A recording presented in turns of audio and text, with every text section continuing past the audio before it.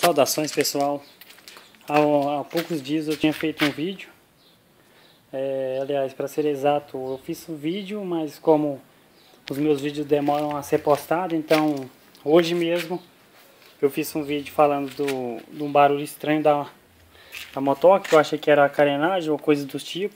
Até que falei que vim dar uma olhada o que poderia estar acontecendo, porque estava acelerando, dava 5.000 giros, dava um barulho bem estranho nessa lateral.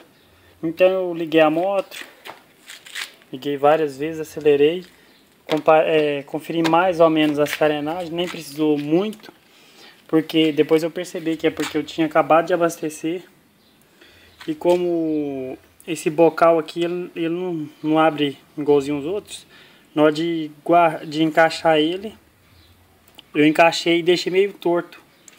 Aí essa beiradinha ficou encostando, toda vez que eu acelerava, aí ela tipo batia assim, ó. Aí ela batia aqui, aí dava aqui barulhão. E o probleminha resolvido. Era só isso, então tem que ter muita atenção para não deixar bambo. Essa bocal eu não encaixei ele torto, porque foi só isso, solucionou o problema. Tanto que eu posso ligar agora, que tá normal.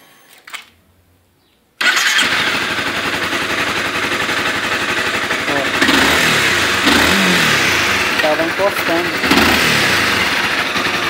Deixa eu ver se não vai conseguir, porque eu tô filmando. E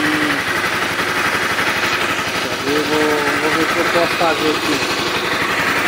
Vou tentar encostar.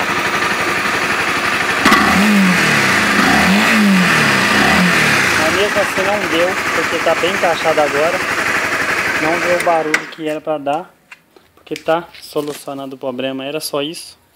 E é isso aí, vídeo rápido, só pra isso mesmo. Aquele forte abraço a todo mundo e fui.